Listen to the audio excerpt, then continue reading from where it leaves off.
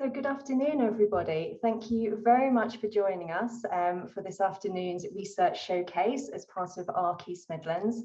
So for those that don't know me, my name is Natalie Armstrong and I'm a Professor of Healthcare Improvement Research here at the University of Leicester in the Department of Health Sciences.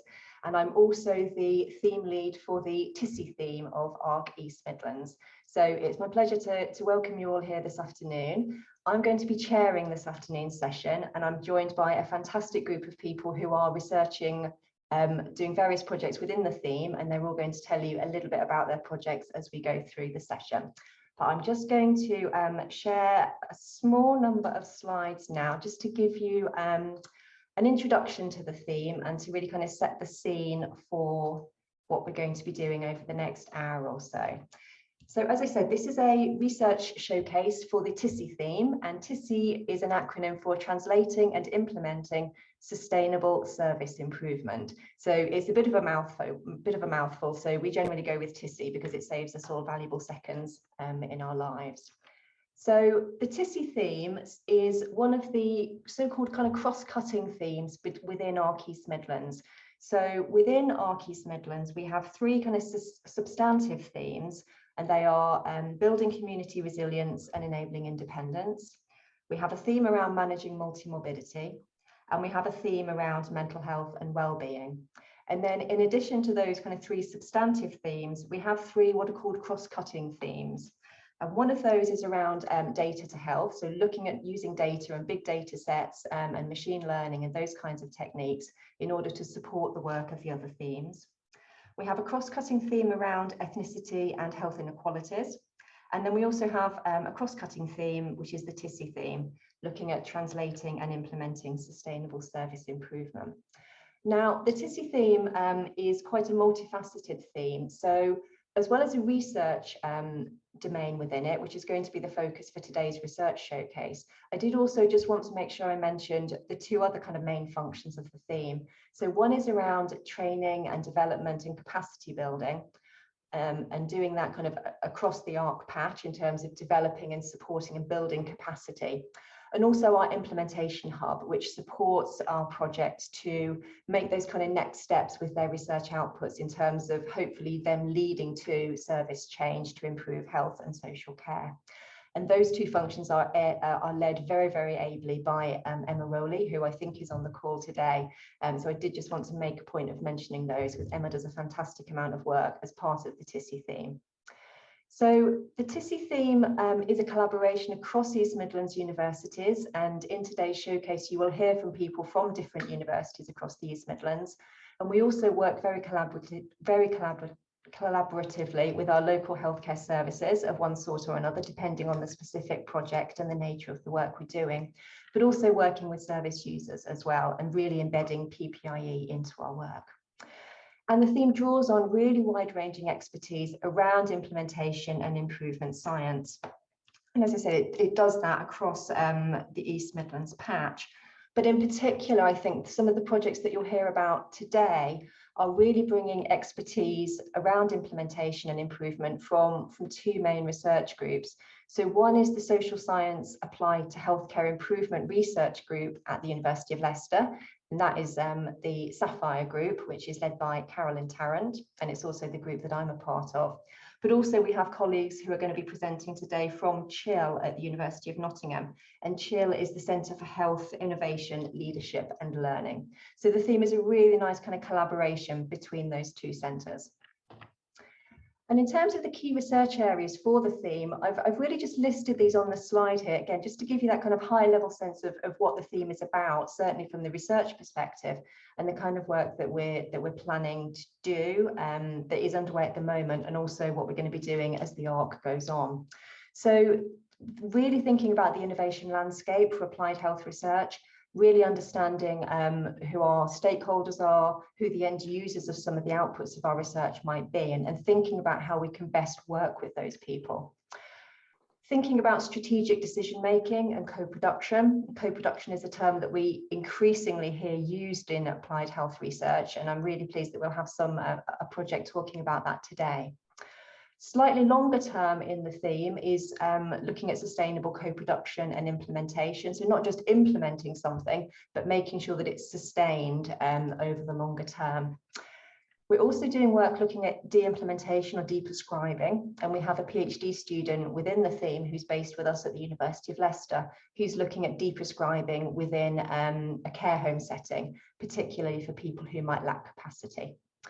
And then finally, we have a piece of work which wasn't initially part of our application for the ARC, but has come about because ARC East Midlands is taking a national lead around work on multimorbidity.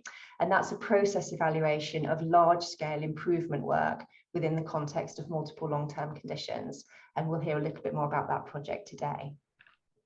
So in terms of today's showcase, I'm doing a welcome and introduction, which I've very nearly finished. And then what we're going to do is move on to focus on 3 of our projects. So these are at various stages of development and progress. So you'll hear a bit about what the project's doing and sort of where it's up to and what its next steps might be. So we're going to hear from 3 projects, each for about 10 minutes. So we'll have the first project around mapping the innovation landscape. That's a Nottingham-led project. We'll then have a presentation on the multimorbidity cross-project evaluation, which is led from Leicester. And then we'll be back to Nottingham for the co-production and strategic decision-making project. And as I said, I've asked the people who are speaking to these projects to talk for about 10 minutes each. And then what we're going to do is open up for some questions and discussion. And it'd be really great to hear from you in terms of your perspectives on some of the issues that we're talking about. If you have questions, then we'll do our very best to answer them. If you just have points for discussion, then we can pick those up as well. So my understanding is that if you would like to ask us a question or you would like to have a point for discussion, if you can use the Q&A function, and then I will do my very best to pick up as many of those as I can, and we'll talk for as long as we've got time for. But then we will draw to a close just before 1:30. So hopefully that sounds okay for everybody and is roughly what you have signed up to come and watch. So without further ado, I'm going to stop sharing my slides and I'm going to hand over to Simon and Rob, who are going to do the first presentation for us.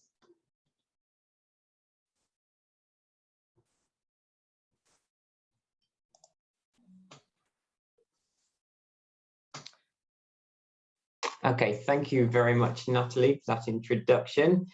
So yes, I will be starting this presentation and then I'll be handing over to Rob Vickers in a moment. So this is the MLTC research project. This is the mapping in the innovation landscape study. And yes, if I could just introduce members of the study team. It's myself, I'm Associate Professor of Organisational Behaviour, and as Natalie said, a member of CHIL at Nottingham in the Business School, alongside my colleague Amanda Crompton, who will also be speaking later in this meeting.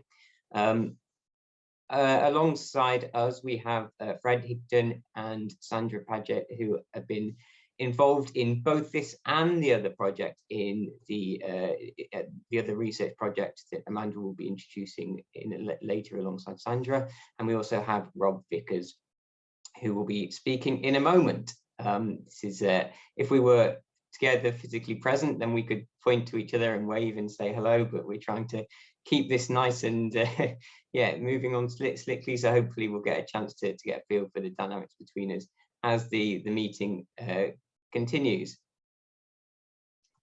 Okay, so I will just say a few things about the background to this project to get us underway. Really this harks back to really some of the reasons for the foundations of first the Clarks and the ARC over the longer term. And this is the issue of getting innovation and evidence into practice. And I realize that many of you on the call today are very aware of the issues here and the challenges around innovation and evidence into practice in healthcare. And so this is something that's been discussed extensively over the past 10 years. And there has been many efforts to try and address this challenge. And I can't do justice to the previous work that's been done in this area today. So this is just really to flag up that we are working in this area of recognizing that getting evidence and innovation into practice in healthcare is an ongoing challenge, and it's a challenge for a number of reasons. That there is no linear process of research being produced by research experts and then being disseminated to frontline teams to be taken up in practice. Although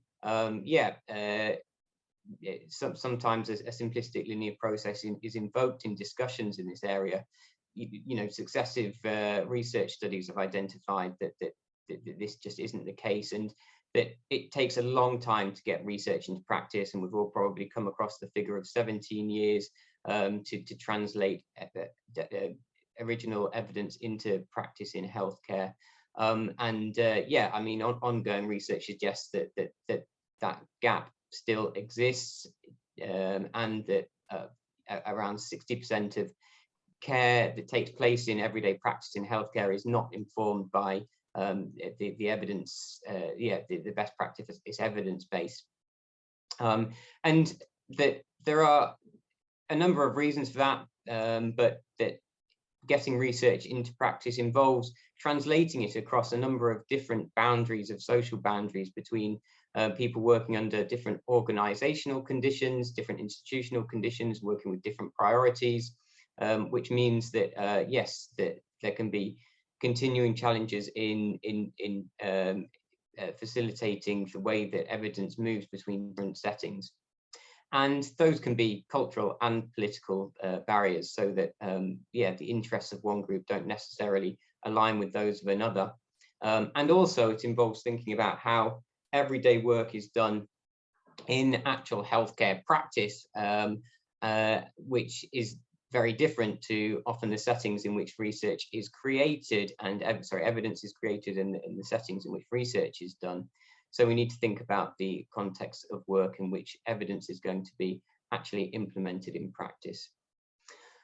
So the idea of creating research at the center, academic centers, and then sending it out for implementation just doesn't match the reality of that translation process. And that's something that's widely recognized. And that is, as I say, one of the reasons why first clerks and now ARCs are set up to address.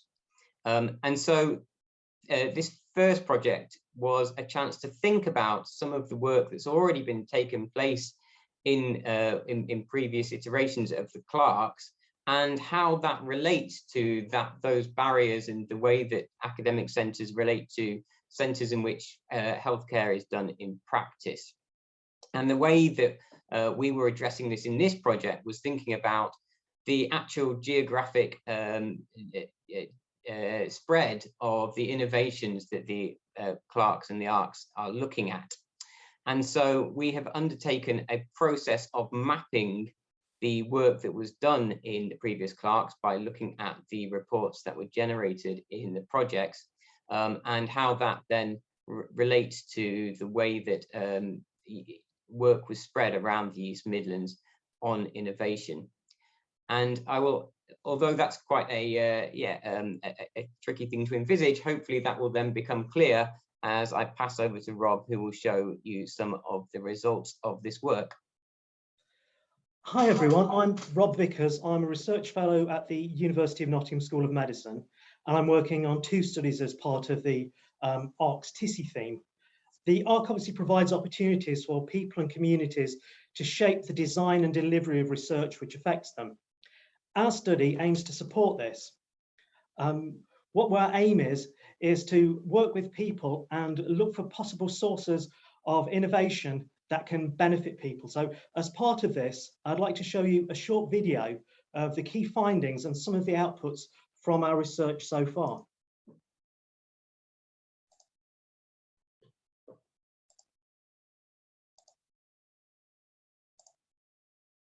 Hoping everyone can see this. What do we mean by innovation in health and social care? The term innovation is widely used, but exactly what does it mean in relation to health and care? Some key considerations have been identified by our research. Innovation involves solving a problem by finding a new or significantly different approach. This means it requires the creation of new ideas, processes, or treatments. However, innovation involves more than just inventing something that hasn't been done before. It also needs implementation of a new method. To put it another way, taking steps to ensure the innovative techniques, technologies, or treatments are used in frontline healthcare. For something to be an innovation, it must also lead to positive change, something that is better than existing practice. These can include more effective care, shorter waiting times, or increased patient satisfaction. Changes that lead to a negative outcome would not be considered innovative. While innovation can improve such things as efficiency, safety, or affordability in healthcare, the intended benefits should be centred around the receiver of care, the patient. In the end, healthcare innovation is aimed at improving our ability to meet public and personal healthcare needs. Establishing the effectiveness of healthcare innovation does not always guarantee its widespread uptake and routine use. By mapping innovation to those who can most benefit from it, we hope to speed up the delivery of positive service change across the East Midlands region and beyond. The research has produced several engagement, involvement and implementation tools to help get research evidence and innovation into the hands of people who can use it to improve healthcare. We've created databases for recording new and existing collaborations and stakeholder groups. These are designed to provide lists of organisations, communities and care providers who are interested in different types of evidence and innovation. This information can be used to support the implementation of evidence into frontline medical practice. Desk-based research has identified more than 3,000 potential points of contact between Arc East Midlands and the healthcare system. We've produced a series of interactive maps. This one shows the extensive reach of Arc East Midlands and its partner networks.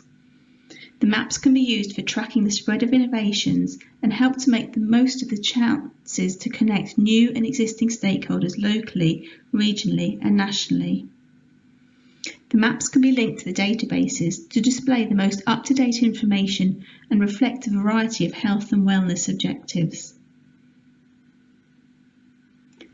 Visual representations of social and organisational relationships have been developed to identify opportunities for engagement and participation in Arc East Midlands research.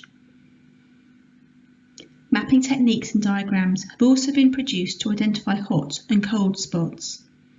These show local populations and health and care systems that are already making use of new innovations and those that can benefit them.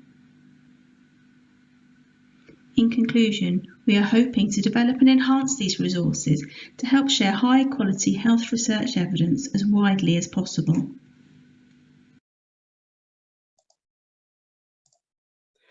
So I hope that's given everyone just a little overview of the kind of work that we've been doing. I'd like to hand back to Natalie now, please, for the next study. Thank you. Okay, lovely. Thank you very much, Rob, for a very nice multimedia presentation. So as I said, we're going to go through each of the three presentations, but if you've got particular questions for this project team or comments that you want to make, you're very welcome to start putting them in the Q&A, and then I can come to them when we've had all of the presentations. But for now, I will thank the team of TISI1, and I will hand over to Carolyn and Sarah, who are going to talk to you about the project they're leading, looking at evaluating multimorbidity interventions. Okay, thank you, Natalie. I'll just share the screen.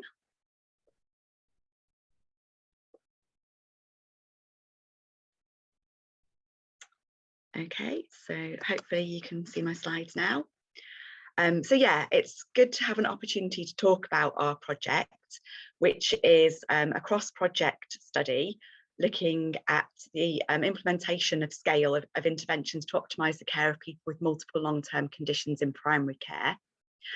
So we're conducting a cross-project evaluation of 4 studies that are funded through the ARC National Priority Area of Multimorbidity, all of which are focused on implementation of scale of interventions targeting people with multiple long-term conditions in primary care.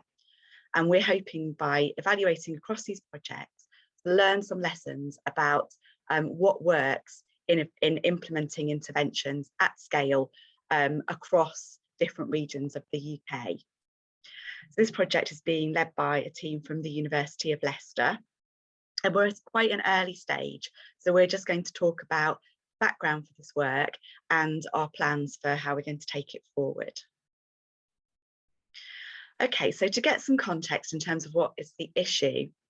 So we know that a significant proportion of people in the UK have 2 or more long-term conditions. So around about a quarter of people have more than one chronic condition, and almost half of these have 3 or more conditions. So we've got a significant population in the UK with multiple long-term conditions who are experiencing sort of significant problems and symptoms from their conditions. But also, it's well recognised that the care of people with long-term conditions is not always optimal. People with long-term conditions often experience fragmented and poorly coordinated care. So as well as experiencing kind of significant burden from the conditions that they have, they're also experiencing treatment burden from poorly coordinated treatment. And also we know that there are significant problems of polypharmacy in this patient group. So this is defined as people taking 5 or more separate medications daily. So within this patient group, there are many people taking lots of medications, and a recognition that some of these may not be necessary. So they may be having a higher treatment burden and perhaps experiencing side effects from medication when they perhaps don't need to be on all those medications. So there's a real recognition of the need to improve care for people with multimorbidity. And what we're seeing is also a recognition that the way that people have been managed in the past, which has perhaps been kind of silo-based, where they're getting treatment for each of their individual conditions separately, is actually we need to move away from that and move towards a more holistic approach that considers all of people's conditions together and puts the patient at the centre of care.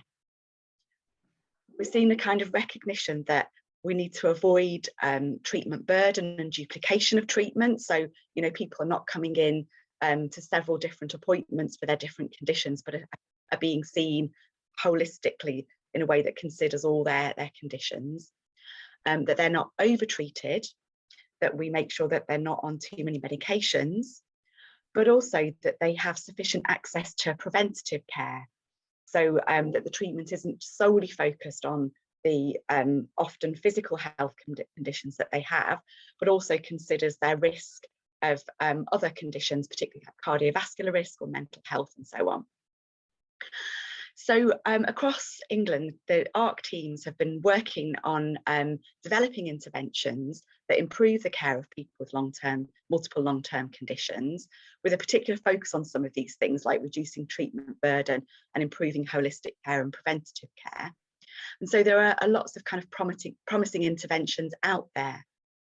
But the challenge now is to get a wider uptake of those interventions. So to really realise the potential and get widespread improvement for care of these patients, we need to scale up the interventions and spread them across England.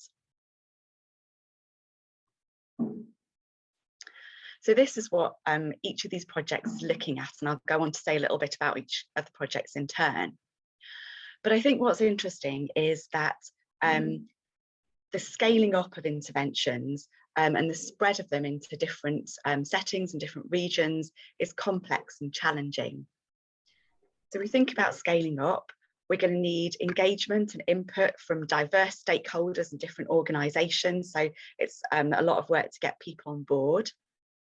There needs to be effective leadership for implementation, and that's both thinking about the project teams who are themselves trying to spread up and scale these interventions and support their implementation across different regions.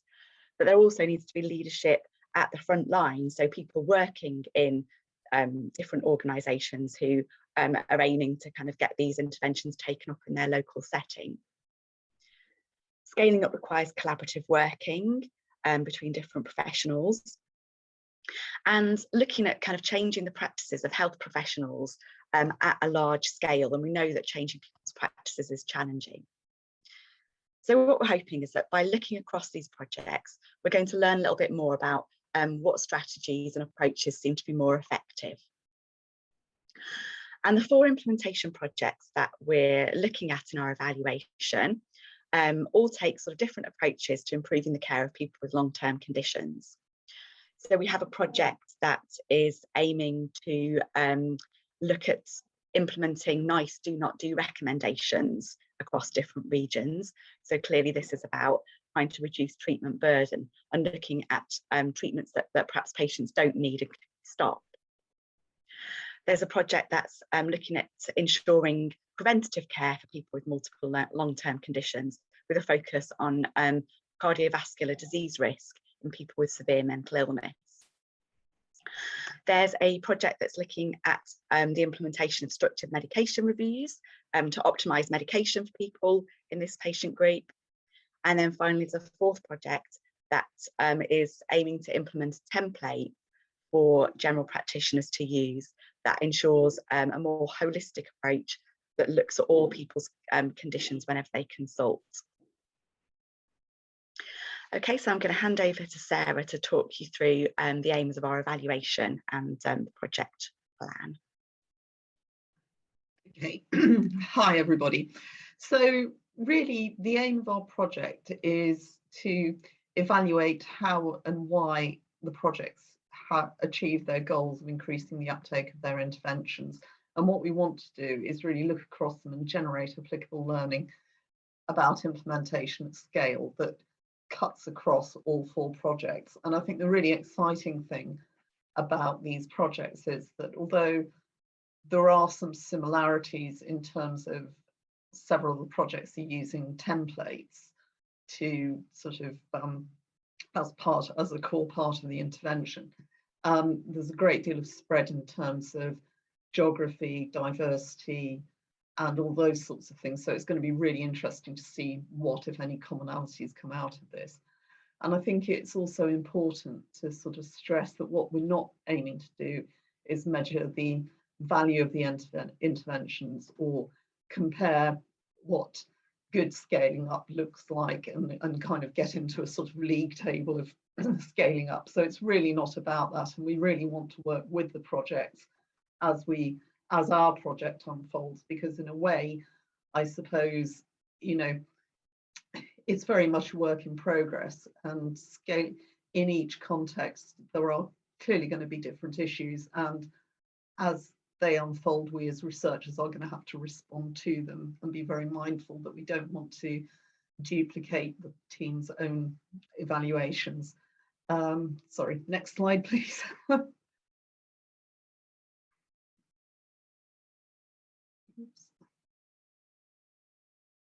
So the sorts of questions we're going to be asking are, what are each project's theories of change for implementation at scale, and what strategies are being used for implementation, and what barriers do they address?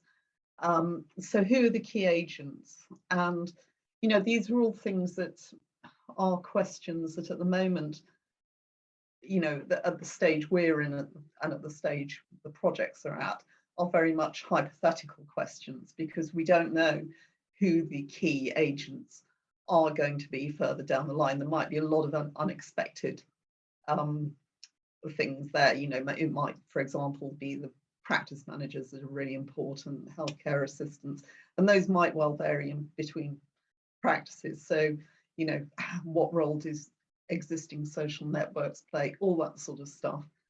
So, and the other thing we're interested in is how are the project teams learning from their projects and from each other and adapting their approaches. So is there going to be a sense in which some kind of community of practice develops?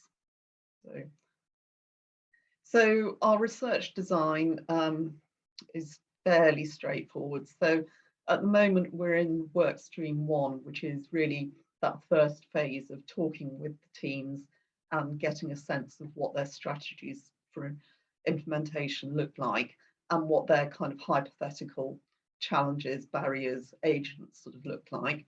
In parallel with that, we're doing documentary analysis. So what we really want to do is capture that narrative of implementation and scaling up as it evolves. So currently we've started we've got ethics, which are, you know, self-congratulatory, but we have we've begun our interviews, we've begun to collect documentary analysis, and eventually we'll be talking to the, you know, more to the people on the ground about implementation in practice, and that's probably something that's going to evolve more in the next year or so. And then hopefully analysis and outputs and generalizable learning about implementation at scale. So our analytical approach is loosely based around the CIFA.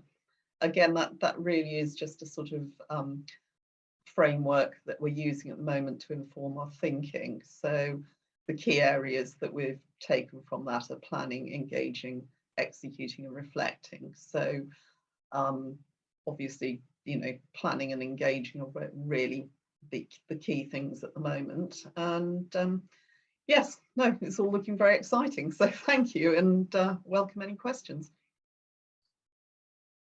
Thank you very much, Carolyn and Sarah.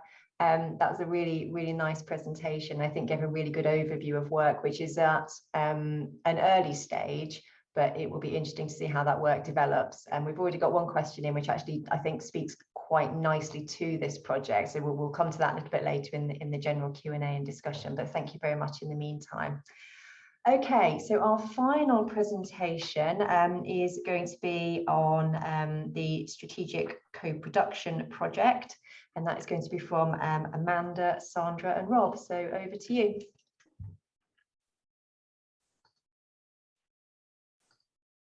Hi everybody, good afternoon. And thank you for the opportunity to talk to you about our project today. So I'm Amanda Crompton and I'm co-PI alongside Simon Bishop, who you heard from earlier. And the project team is also comprised of Rob Vickers and Sandra Padgett, who you'll hear from later in the presentation.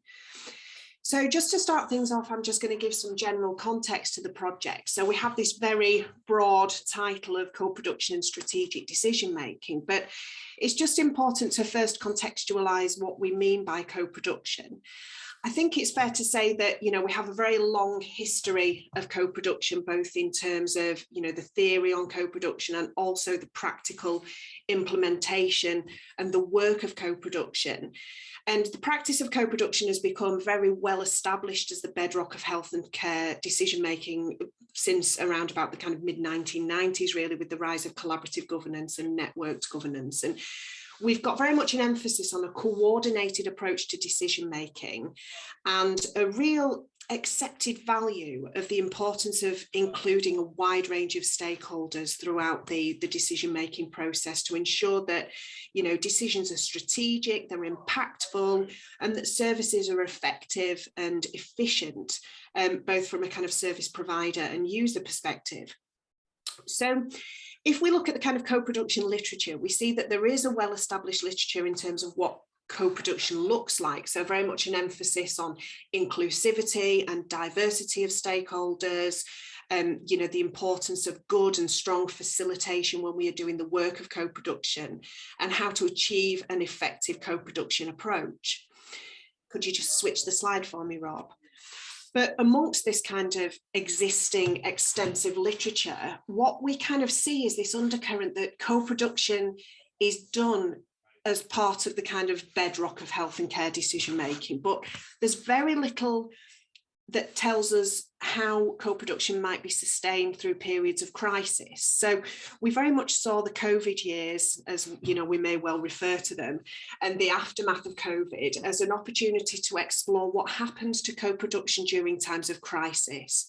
What happens when stability is shaken, and, you know, there's a potential for decisions and strategic implementation to become almost quite managerialist again as organisations become more siloed and more focused on their own organisational objectives. What happens at that point in time to the coordinated approach that is the ethos and the bedrock of co-production?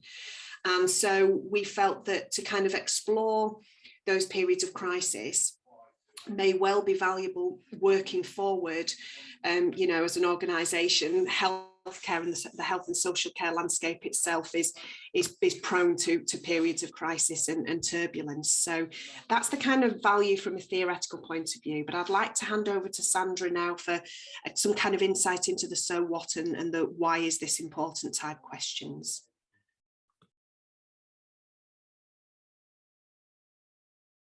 Hi, I'm Sandra Patchett. I'm also a PPI contributor in research, several research studies, and I've been doing that for quite some time. I'm mostly a volunteer like everyone else. So what, why is it important? Well, I'm going to speak from the perspective of a service user and what it's like being involved in co-production. When it's very good, there is parity between people like me and people like Rob and Simon and Amanda. When it's bad, it's clear that that isn't happening and you just sort of know it isn't happening. So what we've been looking at is why, you know, why do things go wrong in terms of crisis?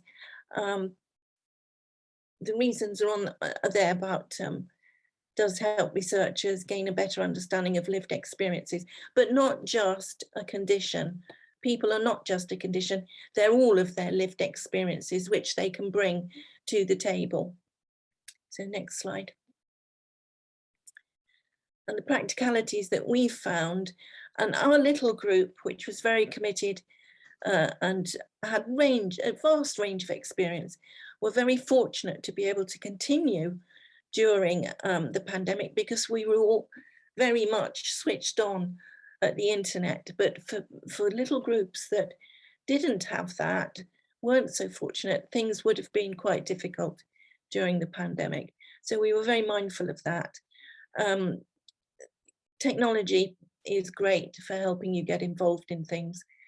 So I think that was one of the important things we found there, that we were fortunate as a group, but we do know there were other groups that weren't quite so fortunate. That's all. Thank you, Sandra. As you'd expect with a study that is focusing on co-production, our research partners have had an important role in developing the study, from designing research questions through to data analysis and sharing findings. We're working together to create resources to help stakeholders benefit from the advantages of co-production during periods of crisis, but also periods of relative stability. We've made a video that outlines some of the co-production advice suggested by our research contributors, which we'd like to share with you.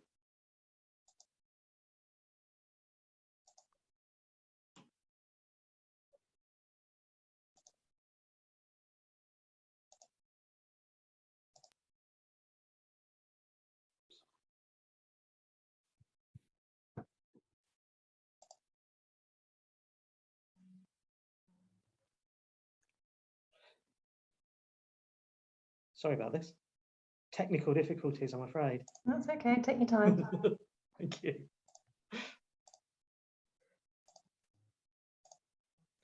That's better.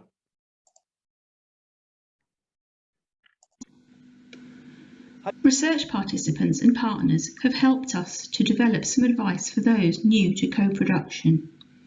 We would like to share some tips that might help in your co-production journey. You need to have a clear understanding of the experience, knowledge or expertise, or what you would like co-production partners to contribute to the research study.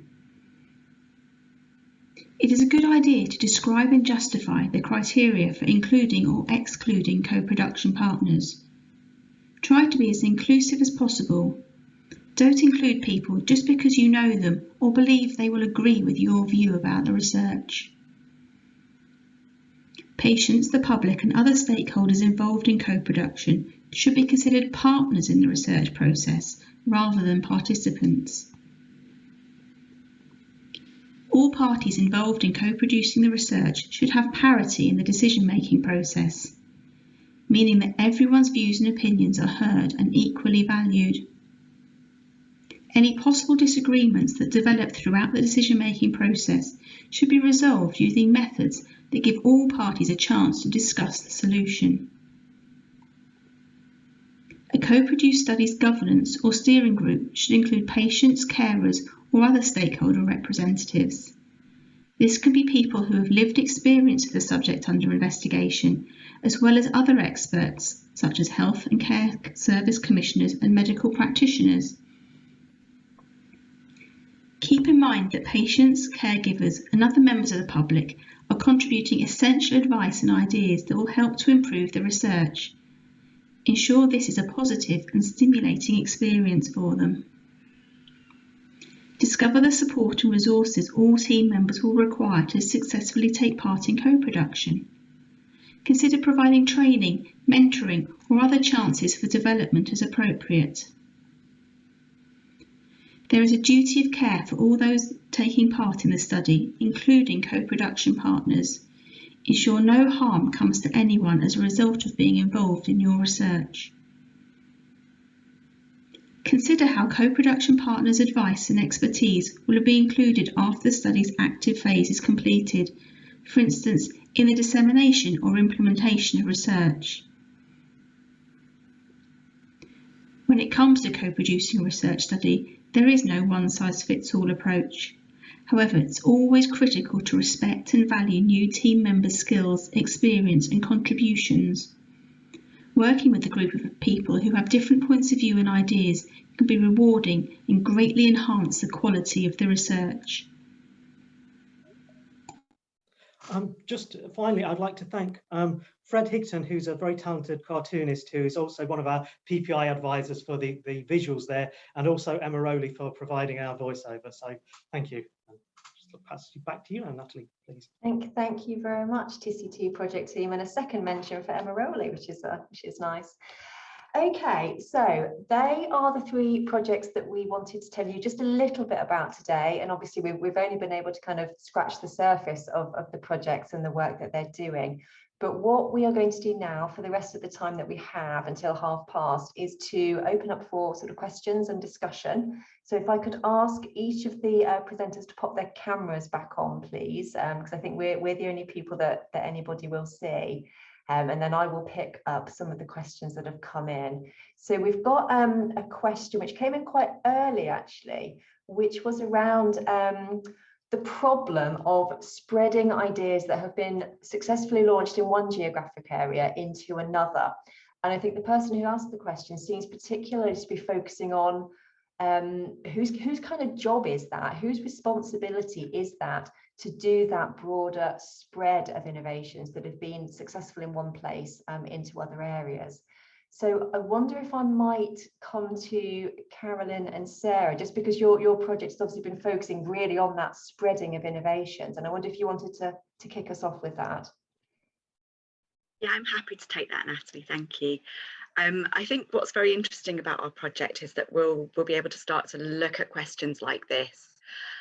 So we're evaluating the 4 projects, and each of them has a core project team that are, in 3 of the projects, the core project team are providing support to implementation across the different organisations in different regions to encourage them to implement the interventions in practice. So there is that kind of centralised support. And we'll be able to look in our evaluation at the different strategies that the different teams are using to support that spread and implementation in different organisations. So, for example, some of the teams are providing support by educating local staff around the intervention and the other things they need to know to support implementation. One of the projects is kind of putting in place audit and feedback. Another one is providing support by helping local primary care practices by analysing their data to support implementation. But what we're also going to be interested in is the more informal side of implementation. So as Sarah mentioned, who are the actual people that need to be on board to make sure that implementation happens? And actually, how do you engage people? And how do you share that responsibility for implementation locally? So we don't have any answers to the question now, but it's certainly something that we're going to be thinking about quite a lot in our projects.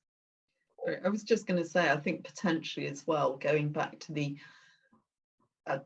notion of broader geographical spread, you know, informally. I guess that's something that could come out of the project's relationships with each other, and that sort of communities practice notion. But again, that would be an informal thing. In terms of formal responsibility for spreading interventions across geographical boundaries, that's something I really don't know about. So you know, watch this space, I guess, is my comment.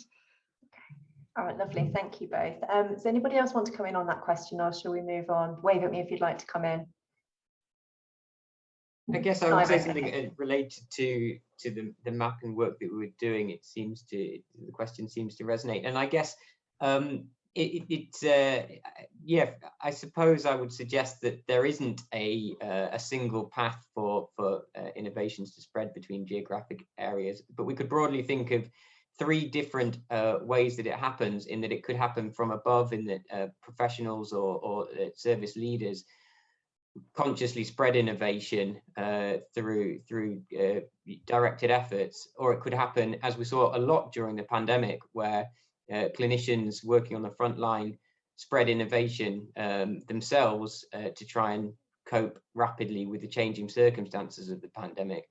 And we can also see instances in which pressure from patients and the public lead to things being spread between different geographic locations, where they note that there's inequalities of care and that they put pressure on the health system to address that.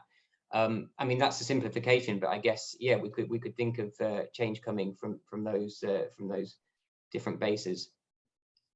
Thanks, Simon. Okay, so we've got a couple of other questions which I can go to, but if you want to submit questions, please do use the Q&A function, and I will pick them up as long as we've got time to answer them. So I suppose one of the other quick things that I thought it would be interesting for us to think a little bit about is, I was thinking, Simon and Rob, particularly when you were presenting on the various kind of tools that have been developed out of the TISI1 project around mapping the stakeholders and identifying who they are, and particularly, you know, that piece about where are the hotspots and where are the cold spots. And I suppose, you know, the kind of next question on from that is, you know, if there is seen to be a cold spot in a geographical area, what do you think we might be able to then do about that? Having identified it, what's the next step to thinking about how we could solve that cold spot? That's a very good question, and one we've put quite a lot of sort of thinking into. One of the sort of ideas is, once we've identified the area, that's sort of part of the battle, because what you tend to find with a lot of things, don't you, is it's the usual suspects who take things up first. So just knowing where a potential issue is the first part, but then the idea would be perhaps to get people who are champions or stakeholders or members of the community. So really, I suppose it depends on what the innovation is, but it would be then to identify someone in that region who could potentially benefit from the innovation and then try and make inroads in that way. I don't know what your view is, Simon. Yes, I mean, as Rob says, we've talked about this a lot. I guess what we think might be problematic would be sort of directing this and managerializing it and trying to kind of push teams into involvement or push aspects of the ARC into being involved with particular geographic areas. Yes, a sort of forcing them into it. But I guess, yeah, in building awareness of where we've worked within the past and what work has been done and who's been involved, that more through raising awareness and through starting conversations, that we can stimulate sort of a wider spread of involvement, so that research teams and clinical teams interested in research can understand what's been done and where they might also be able to contribute to help fill in some of those cold spots. Thank you. Anybody else want to come in on that question, or should we move on? No. Okay. So we've got another question for Carolyn and Sarah about your project. So somebody would like to know what criteria were used to decide the definition of innovative intervention, and how were scale-up partners chosen? Okay, so the funded projects received their funding through a competitive process that was handled by ARC East Midlands as the national lead for this priority theme. And my understanding is that the scale-up partners were chosen by the teams themselves, I'm going to actually hand back to you, Natalie, because I know that you had some involvement in that process, if you have anything more to say about that. No, I think that is a fair representation. So yes, we had a number of applications from teams across the country who wanted to do work under that kind of national leadership theme around multi-morbidity, and from that we selected the 4 projects that were taken forward. And I think, as Carolyn said, it's largely been those projects themselves deciding how they think they can put together projects which are best suited to their particular context and the particular innovation that it is that they're trying to scale up and to spread more widely. So as Carolyn and Sarah have said, I think one of the really interesting things to come out of that cross-project evaluation will be thinking about how well those partnerships, those relationships have worked, whether they've actually delivered the kinds of spread and sustainability that the project teams were hoping for.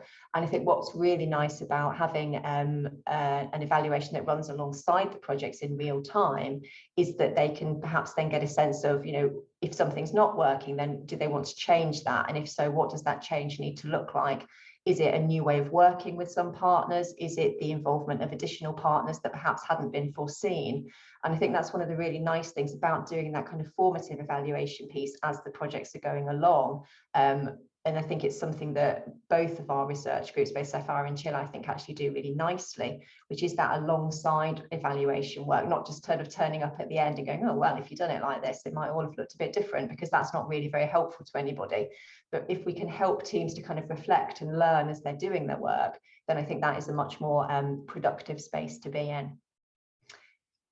Okay, so there's another question which I think is around terminology and language, and I might come to Amanda first on this. So you talked obviously, Amanda, about co-production, and you talked about kind of PPIE as part of your presentation. So what can you help people understand a little bit? What's PPIE? What's co-production?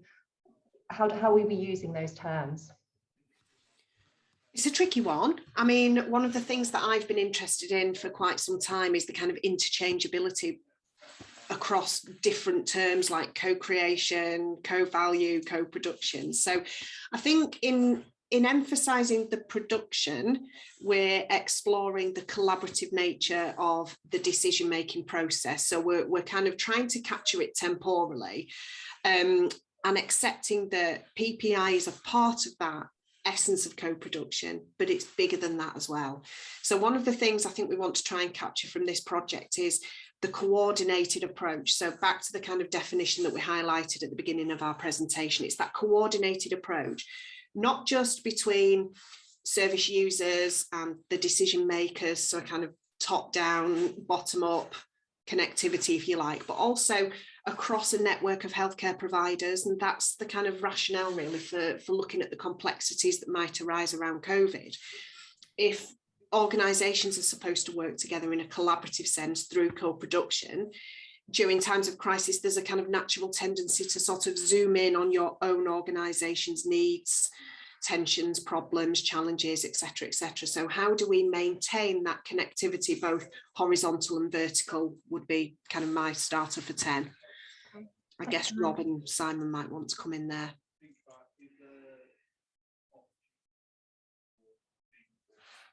Hi, yes, I think as Amanda quite rightly identified, co-production is a slightly slippery term, and it tends to be used in slightly different ways in slightly different contexts from my sort of understanding. But I think there is, as you know, Amanda quite rightly points out, a central basis to that, and it is, you know, people working collaboratively and in an equal sort of partnership. And I don't know from a PPI perspective, Sandra, whether there's anything you'd like to add about that, because obviously you're sort of on the other side of the equation to some extent, being a contributor. Yeah, I think there are mixed messages about what co-production is and what PPI is, you know, and I don't, in all the time I've been doing it, I don't think I've come to a clear or been given a clear explanation. It's quite clear. PPI is research by and with members of the public, not to, on them, or for them. That's quite easy to understand, but you do find yourself sometimes in things which this isn't quite this isn't quite what is meant, surely. But I think that is something that really does, because until you've got that clear, It's always going to be difficult from my lay point of view, member of the public. It's always going to be difficult, surely, to actually understand its impact, whether there is one, whether there isn't one, when it's a good one, when it's unless you've got that clear understanding of what it is. I mean, I enjoy being there, helping to find that answer, but I think it's an important one. And I know I've tried to get people to think about that. Amanda, do you want to come back in? Yeah, could I just add to that, Sandra? I think it's about, you know, a meaningful encounter. And I think that's one of the things that as a project team, we're quite passionate about. You know, we want to try and help the co-production agenda and ensure that PPI engagement and involvement is genuine, and it's about involving different stakeholders throughout the entire process from start to finish. It's not just about decision makers thinking, okay, we have a decision to make here, we need to have an element of co-production in there, and then, you know, a co-production event is put on, hosted, facilitated, and then the decision makers go off again and they make the decisions. It's about, you know, that meaningful engagement and really what that looks like. So, you know, to build on the existing literature of what are the kind of theoretical characteristics that make co-production a good thing, to actually looking at, you know, what can challenge the foundations of co-production, and how can we then come up with some very good practical recommendations of how to sustain co-production even during times of turbulence. And I think one of the interesting things that's coming out of this project is some of the positive things that actually happened to co-production during COVID. You know, the opportunity for people to connect more openly, perhaps using virtual technologies like Zoom or Teams or, you know, whatever it might be. So, you know, it's not always a negative picture. I think there's a lot of quite valuable lessons that we might be able to draw from this in the long term. Yes, can I just speak? I think, yes, I think that's yeah, that was the point I'm getting at. We will, but that definition, that clear example, because I like to feel I'm giving my time to get to, you know, I don't know, answer a question, to improve something. And I think that's what a lot of PPI and co-production members of the public feel as well. They want to know that that's what this is all about. And sometimes it can get murky. I mean, I'm involved in 3 projects at the moment, a national one and 2 local ones. And I'm really thrilled to be involved in them. And I feel I am making a contribution. But I do also know that there are these murky mystery areas where people are not so sure. Okay, thank you everyone. Okay, so I think we've just got time for one more. It's more of a comment, but it's got a slight question in it as well. So it's around the multi-morbidity across project evaluation again. And somebody has very kindly said that they are looking forward to hearing about the outputs of that, but I think they've got a question or a comment around the difficulty that there can be in trying to make sure that projects don't feel evaluated in a kind of very heavy-handed and overly onerous kind of way. And I just wonder whether Carolyn or Sarah, you wanted to comment on that point. Yeah, I mean, I think we're clear that we are not evaluating the success or failure of the projects themselves. What we're really looking at is implementation, and we're conscious of, although the projects are working together and know a lot about each other, we are maintaining anonymity between them. So what we really will have at the end of the day is something that is quite abstracted from the projects themselves, but equally very centered and grounded in potentially generalizable learning about implementation at scale. So, you know, we intend to sort of leave behind as much of the, you know, the actual fabric of the projects as we possibly can, and really just focus on that implementation activity. So I think that's really what we're looking at. And yeah. Carolyn, anything you wanted to add to that? No, I think Sarah's really captured it. I think we're very conscious to frame this as an opportunity for learning, although it's labels and evaluation. I think that's really what it's about. Okay, thank you. Okay, so we're basically at 1:30 now, so we do need to reluctantly draw to a close, but I would like to thank all of the speakers who've come along today and talked to you about their projects. It's been great to hear from so many of you. Thank you to those who have asked their questions. I think there have been some really helpful discussions that have come from those questions, so thank you very much for your contributions. I will just give a brief plug. So I mentioned at the beginning, there are 6 themes within the ARC, and each of them is doing this kind of research showcase. So the TISI theme has gone first and has been setting the way and setting the standard. If you would like to come along to the next one, it's a week today, and that is from the Managing Multimorbidity theme, and that will be at a slightly earlier time of 12 until 1. So if you've enjoyed today and you'd like to hear more about some of the other themes in this format, then please do consider booking on to some of the forthcoming ones as well. And Kieran has just put a link in the chat for people to follow if they would like to do that. So thank you again to all of the speakers for your time, and thank you to everybody who's joined us this afternoon. So I will wish you a good rest of your day. Thank you.